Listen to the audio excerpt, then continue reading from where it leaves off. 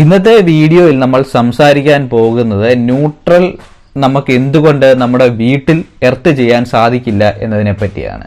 അതായത് നമുക്കറിയാം നമ്മുടെ വീട്ടിലേക്ക് വരുന്ന ഫേസും ന്യൂട്രലും അതിൽ ന്യൂട്രൽ ടു എർത്ത് വോൾട്ടേജ് നമ്മൾ ചെക്ക് ചെയ്യുകയാണെങ്കിൽ ചില സമയങ്ങളിൽ ഒരല്പം വോൾട്ടേജ് അതിൽ പ്രസന്റ് ആയിട്ട് നമുക്ക് കാണാം.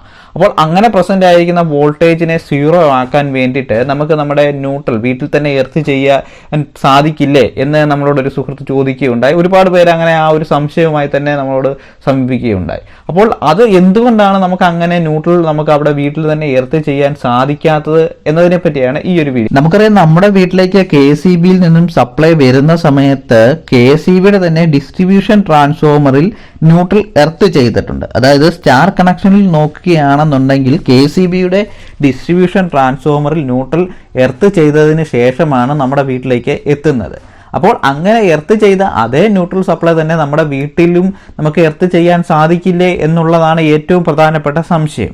ഇനിയും അങ്ങനെ നമ്മൾ എർത്ത് ചെയ്ത് കഴിഞ്ഞാൽ ഉണ്ടാകുന്ന പ്രശ്നങ്ങളെപ്പറ്റി നോക്കുകയാണെന്നുണ്ടെങ്കിൽ തീർച്ചയായും നമ്മൾ എർത്ത് ചെയ്യുന്നത് നമ്മുടെ വീട്ടിലെ മീറ്ററിന് ശേഷമായിരിക്കും. അതായത് നമുക്കറിയാം നമുക്ക് മീറ്ററിന് മുമ്പ് വരെ KCBയുടെ കാര്യമാണ്. അതായത് KCBയിൽ നിന്ന് നമ്മുടെ മീറ്ററിലേക്ക് ഡയറക്റ്റ് ആയിട്ടുള്ള സർവീസ് വയർ വലിച്ചതിന് ശേഷമാണ് അവർ ചെയ്യുന്നത്. നമുക്കപ്പം മീറ്ററിൻ്റെ അകത്ത് യാതൊരു തരത്തിലുള്ള തുറക്കാനോ അല്ലെങ്കിൽ അതിൽ കണക്ഷൻ കൊടുക്കാനോ ഒന്നും നമുക്ക് സാധിക്കുകയില്ല. അപ്പോൾ അങ്ങനെ ചെയ്യുന്നത് കൊണ്ട് തന്നെ നമുക്ക് മീറ്ററിന് ശേഷം മാത്രമേ നമുക്ക് എർത്ത് ചെയ്യുകയാണെങ്കിൽ തന്നെ ചെയ്യാൻ സാധിക്കുകയുള്ളൂ.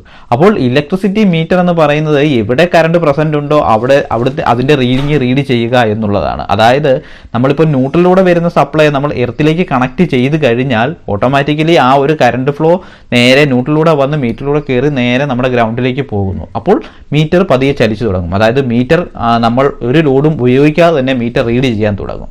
നമ്മുടെ വീട്ടിൽ എന്തെങ്കിലും ലോഡ് ഉപയോഗിക്കുകയാണെങ്കിൽ മാത്രമല്ലേ ഉള്ളൂ വീട്ടിലേക്കുള്ള കറണ്ടിന്റെ റീഡിങ് മീറ്റർ കാണിക്കുകയുള്ളൂ.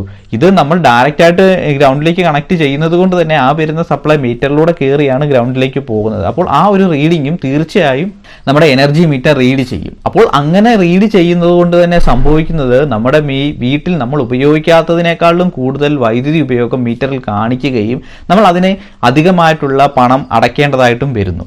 അപ്പോൾ ഇങ്ങനെ ഒരു പ്രധാന പ്രശ്നം നിലനിൽക്കുന്നത് കൊണ്ടാണ് നമ്മൾ ഒരിക്കലും വീട്ടിൽ ന്യൂട്രൽ പിടിച്ച് എർത്ത് ചെയ്യാത്തത്. ഇനിയും നമ്മൾ മറ്റൊരു രീതിയിൽ നോക്കുകയാണെങ്കിൽ നമ്മൾ RCCBക്ക് ശേഷമാണ് ന്യൂട്രൽ എർത്ത് ചെയ്യുന്നതെങ്കിലോ അങ്ങനെയാണെങ്കിൽ RCCBയും വർക്ക് ചെയ്യില്ല. കാരണം നമുക്കറിയാം RCCB പ്രവർത്തിക്കുന്നത് തന്നെ ന്യൂട്രൽ ടു ഫേസ് വോൾട്ടേജിന്റെ ഡിഫറൻസ് കൊണ്ടാണ്. അപ്പോൾ ആ ഒരു പ്രവർത്തനത്തെ തന്നെ നമ്മൾ ന്യൂട്രൽ എർത്ത് ചെയ്യുന്നത് കൊണ്ട് തന്നെ, അതായത് RCCBക്ക് ശേഷം നമ്മൾ എർത്ത് ചെയ്യുന്നത് കൊണ്ട് തന്നെ ഇല്ലാതാക്കുകയാണ്. അപ്പോൾ RCCB എപ്പോഴും ട്രിപ്പ് ആകുകയും അത് മാൽഫങ്ഷൻ ചെയ്യുകയും ചെയ്യും. അപ്പോൾ ഇത്തരം പ്രശ്നങ്ങൾ ഉള്ളത് കൊണ്ടാണ് നമ്മൾ ഒരിക്കലും നമ്മുടെ വീട്ടിലേക്ക് വരുന്ന ന്യൂട്രൽ വീട്ടിൽ വെച്ച് തന്നെ എർത്ത് ചെയ്യാത്തത്. ഇനിയും ഇത്തരത്തിൽ ന്യൂട്രലിൻ്റെ അകത്ത് എന്തുകൊണ്ടാണ് വോൾട്ടേജ് പ്രസന്റ് ആകുന്നത് എന്നുള്ളൊരു ചോദ്യമുണ്ട്. അതിൽ ഏറ്റവും പ്രധാനപ്പെട്ട കാരണം നമ്മുടെ സിസ്റ്റത്തിലെ അൺബാലൻസ്ഡ് ആയിട്ടുള്ള ലോഡാണ്. നമുക്കറിയാം നമ്മൾ ഉപയോഗിക്കുന്നത് 3 phase 4 wire സിസ്റ്റമാണ്. അതായത് ന്യൂട്രൽ ടു ഫേസ് എന്ന് പറയുന്നത് തന്നെ 6/B 3 ഫേസുകളുണ്ട്. അപ്പോൾ ഒരു സിംഗിൾ ഫേസ് വീട്ടിലേക്ക് ഒരു ഫേസ് മാത്രമാണ് എത്തുന്നത്. അപ്പോൾ അങ്ങനെ നമ്മുടെ ചുറ്റുവട്ടത്തുള്ള പല വീട്ടിലേക്കും പല ഫേസിൽ നിന്നുള്ള സർവീസ് വയറുകൾ സപ്ലൈയുമായിരിക്കും എത്തുന്നത്. അപ്പോൾ ഓരോ വീട്ടിലെയും ഈ ഒരു ലോഡിലെ ഡിഫറൻസും പല സമയത്തും ഉണ്ടാകുന്ന ലോഡിലെ ആ ഒരു വേരിയേഷനും നമ്മുടെ ന്യൂട്രലിൻ്റെ അകത്തുള്ളൊരു വോൾട്ടേജ് പ്രസന്റ് ആക്കുക. അപ്പോൾ ഇങ്ങനത്തെ ഈ ന്യൂട്രലിൻ്റെ അകത്തുണ്ടാകുന്ന വോൾട്ടേജിൻ്റെ ആ ഒരു പ്രസൻസിനെ സോൾവ് ചെയ്യാൻ വേണ്ടിയിട്ടാണ് ട്രാൻസ്ഫോമർ സൈഡിൽ KCB എർത്ത് ചെയ്യുന്നത്.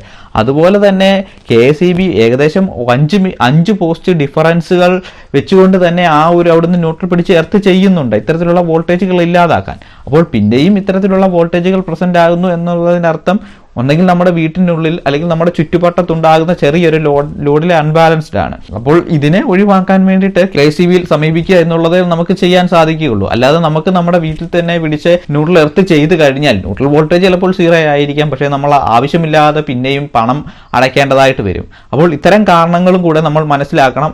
അപ്പം ഇന്നത്തെ ഈ ഒരു വീഡിയോ നിങ്ങൾക്ക് മനസ്സിലായെന്ന് വിചാരിക്കുന്നു. ഇത് നിങ്ങൾക്ക് ഉപകാരപ്പെട്ടു എന്നും വിചാരിക്കുന്നു.